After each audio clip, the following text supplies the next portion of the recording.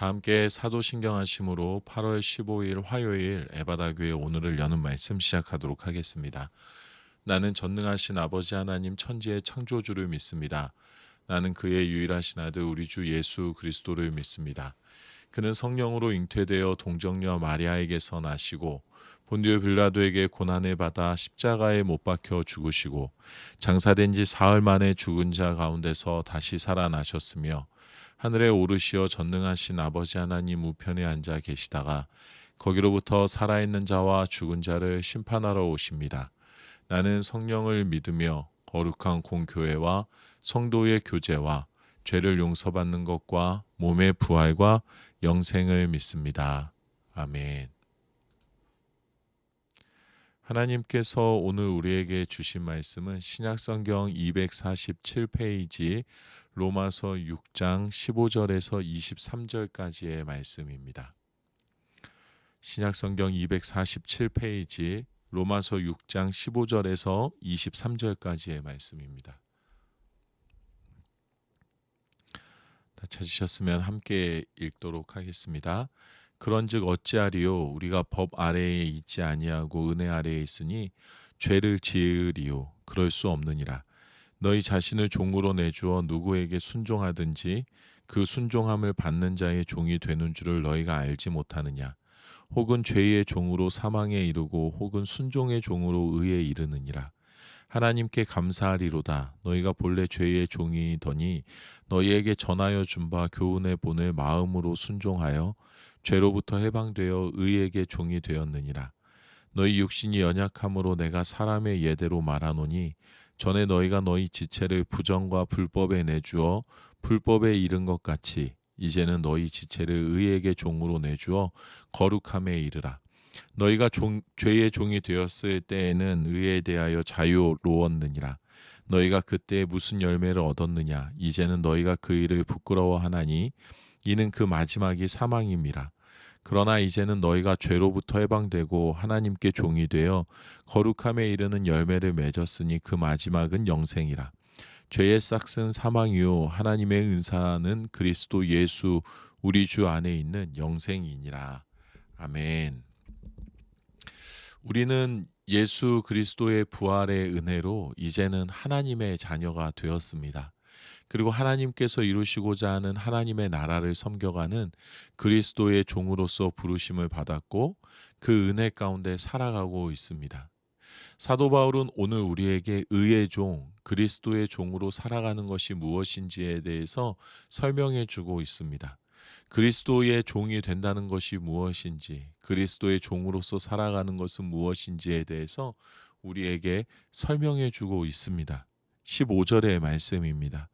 그런즉 어찌하리요 우리가 법 아래에 있지 아니하고 은혜 아래에 있으니 죄를 지으리요 그럴 수 없느니라. 우리의 능력으로 우리의 다짐으로 내가 의롭게 된 것이 아닙니다. 내가 의롭게 된 것은 전적인 하나님의 은혜 가운데 이루어진 것입니다. 나의 공로는 하나도 없고 예수 그리스도의 은혜의 공로로 하나님의 자녀가 되었으니 이제는 죄 가운데 거하지 않는 것이 당연하다. 아니 죄 가운데는 절대 거할 수 없는 것이다 라고 사도 바울이 오늘 우리에게 말하고 있습니다. 16절에서 17절입니다. 너희 자신을 종으로 내주어 누구에게 순종하든지 그 순종함을 받는 자의 종이 되는 줄을 너희가 알지 못하느냐. 혹은 죄의 종으로 사망에 이르고 혹은 순종의 종으로 의에 이르느니라. 하나님께 감사하리로다. 너희가 본래 죄의 종이더니 너희에게 전하여 준 바 교훈의 본을 마음으로 순종하여 죄로부터 해방되어 의에게 종이 되었느니라. 우리가 무엇을 따르고 살아가건 간에 내가 따르며 살아가는 것의 종이 된다라고 사울이 말합니다. 나의 죄악을 따라가면 죄의 다스림을 받는 죄의 종이 되는 것이고 하나님의 은혜를 따라가면 의의 종, 그리스도의 종이 되는 것이다 라고 말합니다. 여기서 중요한 것은 죄의 종이 될 것이냐 의의 종이 될 것이냐 하는 것을 본래 우리가 선택할 수 있는 것이 아니었다라는 겁니다. 하나님께 감사하라고 사도 바울이 권면하는 것은 당연히 자연스럽게 죄 앞에 순종하며 죄의 종으로 살아갈 수밖에 없는 우리가 우리에게 전해진 복음 앞에 자연스럽게 순종하도록 하나님의 인도하심을 받았다라는 것입니다. 자연스럽게 하나님의 인도하심을 받았기 때문에 하나님께 당연히 감사해야 하는 겁니다. 내가 선택한 것이라고 생각하는 것은 나의 착각입니다. 오늘의 나의 믿음과 나의 고백은 하나님께서 은혜로 인도해 주신 것입니다. 그로 인해서 우리는 더 이상 죄를 따르지 않고 죄의 굴레에 얽매이지 않고 죄에서 벗어나서 의로움 앞에 순종하는 것, 하나님 앞에 순종하는 것, 예수 그리스도와 성령님 앞에 순종하는 것이 무엇인지를 깨닫게 되었고, 그로 인하여서 우리가 의의 종으로 살아갈 수 있게 되었다라고 성경이 기록하고 있습니다. 19절에서 20절의 말씀입니다. 너희 육신이 연약함으로 내가 사람의 예대로 말하노니 전에 너희가 너희 지체를 부정과 불법에 내주어 불법에 이른 것 같이 이제는 너희 지체를 의에게 종으로 내주어 거룩함에 이르라. 너희가 죄의 종이 되었을 때에는 의에 대하여 자유로웠느니라. 로마의 사람들에게 복음이 들어왔고 그들이 복음을 믿게 되었으며 복음으로 하나님의 자녀가 되었다라는 것은 이제는 그들이 의로움이 무엇인지 알게 되는 새로운 세계로 초대받았다라는 것을 의미하는 겁니다. 복음이 나에게 찾아오시기 이전에는 부정과 불법에 나 자신을 맡기고 죄악 가운데 살아가는 것이 너무나도 당연한 것이었습니다. 고대 세계사를 들여다보면 초대교회 시절에 지금 사도 바울이 로마에 편지하고 있는 이 시절에는 로마의 문화가 말하기도 부끄러울 정도로 인간의 욕망이 가득한 문화였다라는 기록을 우리가 볼 수 있습니다. 그것이 욕망을 따라 살아가는 것이 너무나도 자연스러운 시대였습니다. 내가 죄악 가운데 살아가는 것을 가지고 어느 누구도 뭐라 하지 않고 죄악이 죄악인지도 모르고 죄악이 일상의 삶이고 죄악이 보통의 평범한 삶이라는 생각을 가지고 살아가고 있었던 것이었습니다. 그런데 그들이 복음을 알게 됐습니다. 이제는 죄악에 대해서 나의 욕망에 대해서 이것이 잘못된 것임을 알게 되었습니다. 이전에는 의로움에 대해서 그 어떠한 부담감도 없었는데 이제는 죄악이 무엇인지 의로움이 무엇인지를 알게 되었기에 의롭지 못한 나를 바라보며 스스로 자신을 책망하게 되었습니다. 의로움에 대한 부담을 갖게 되고 의로움에 대한 책임을 갖게 된 겁니다.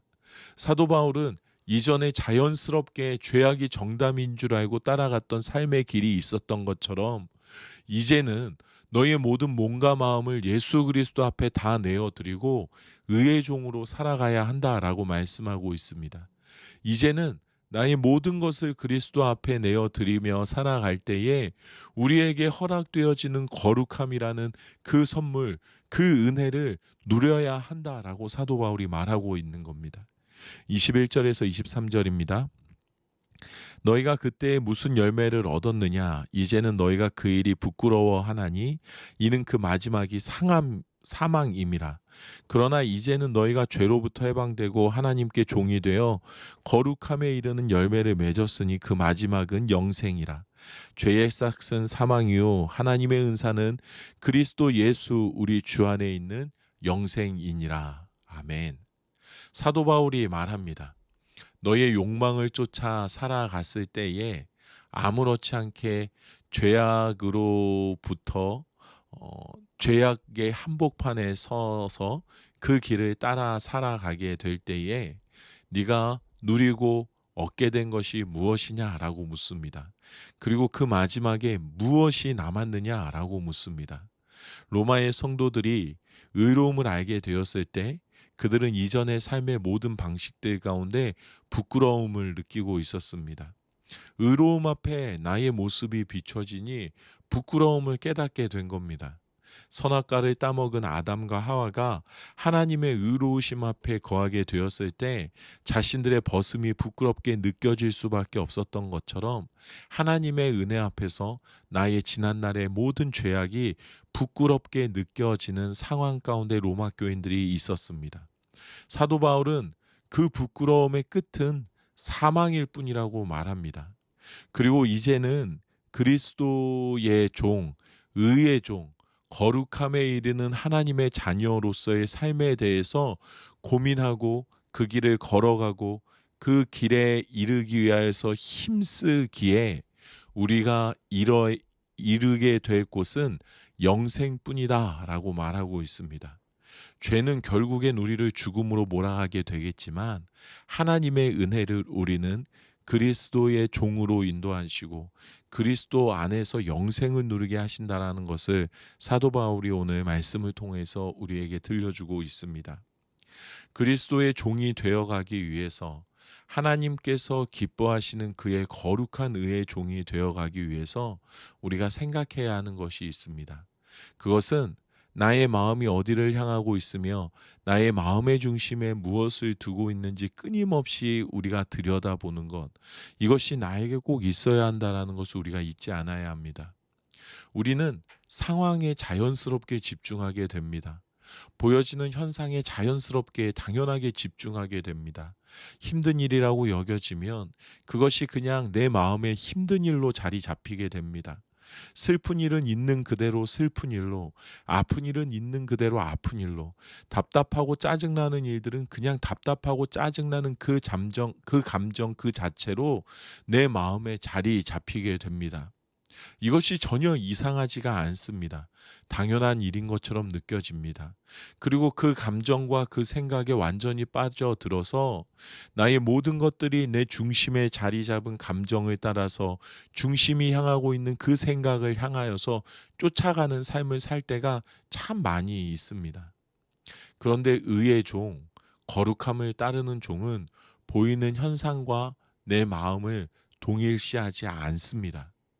처해진 상황과 내 감정, 내 영혼을 동일시하지 않는 것입니다. 우리는 하나님의 약속을 기도하고 하나님의 이루어 가심을 소망합니다. 그리고 하나님의 약속은 반드시 성취되어진다라는 이 믿음의 확신을 가지고 있습니다. 그렇다면 현상과 상황 속에서도, 절망적이고 고통스러운 현상과 상황 속에서도 하나님의 약속을 기대해야 합니다. 내 마음이 어둠에 지배당하지 않고 하나님께서 말씀하신 그 약속 앞에서 하나님의 일하심을 기대하고 소망하며 마음의 중심을, 생각의 중심을, 내 영혼의 중심을 하나님께로 옮겨놓기 위해서 힘쓰는 것이 바로 그리스도의 종이 되는 것이고 하나님의 뜻을 따르는 종이 되는 것입니다. 여러분, 이것이 쉽게 이루어지겠습니까? 쉽지 않겠지요. 어려운 것이 아주 당연합니다. 그런데 로마의 성도들은 사도 바울의 말씀대로 살아갑니다. 로마 제국의 박해가 시작되었을 때에 그들은 성도의 마음을 잃지 않습니다. 눈앞에 죽음이 찾아와도 사도 바울이 말한 것처럼 세상의 힘 앞에 굴욕하거나 두려워하지 않습니다. 로마의 성도들은 끝까지 그들의 마음의 중심에 그리스도를 두고 있었고 그들의 영혼의 중심이 그리스도를 향하기를 원했기에 고난 속에서 육신의 죽음을 맞이하게 되지만 그 순간까지도, 죽음의 순간까지도 끝까지 아름다운 성도의 마음을, 거룩한 그리스도의 종이 되어감을 끝까지 지켜낼 수가 있었습니다. 내 마음을, 내 생각을, 내 삶을, 내 영혼을 이제 하나님 앞에 순종시키는 우리들이 되기를 원합니다. 내가 원하는 것을 하나님께서 이루어 주시기를 원하는 마음으로 하나님께 집중하는 것이 아니라 하나님의 뜻이 무엇인지 잘 모르지만 들려주시는 대로, 알려주시는 대로 하나님께서 원하시는 것이구나라는 것이 확신되어지는 대로 순종함 가운데 나아가는 우리들이 되면 좋겠습니다.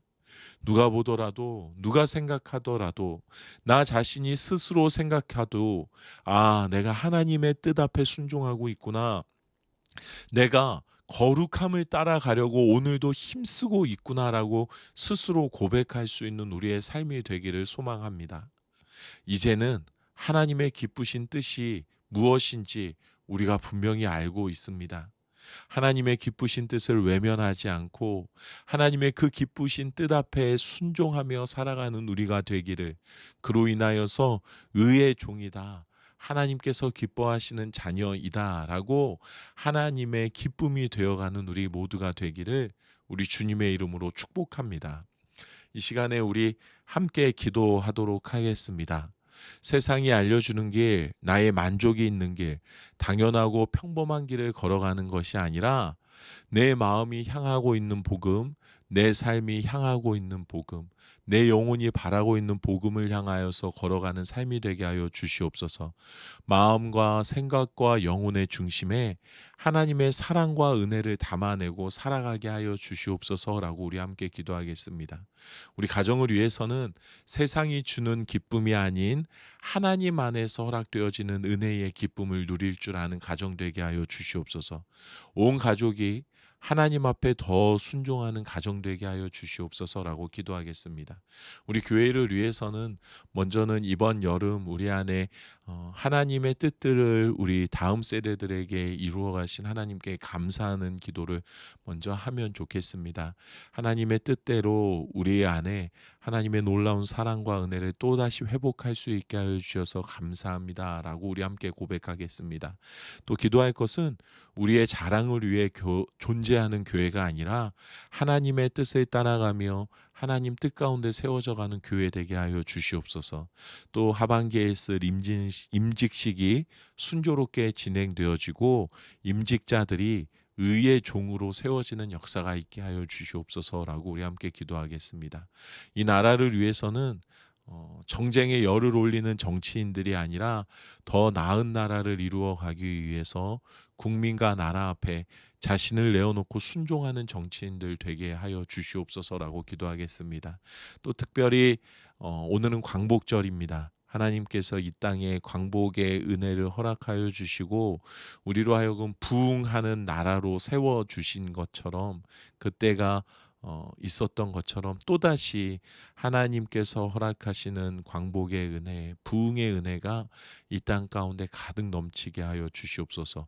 죄 가운데서 새로운 삶을, 광복을 누리게 하여 주시고, 그리고 복음을 또 선교하는, 복음을 들고 하나님 사랑을 들고 선교하는 나라 되어지게 하여 주시옵소서.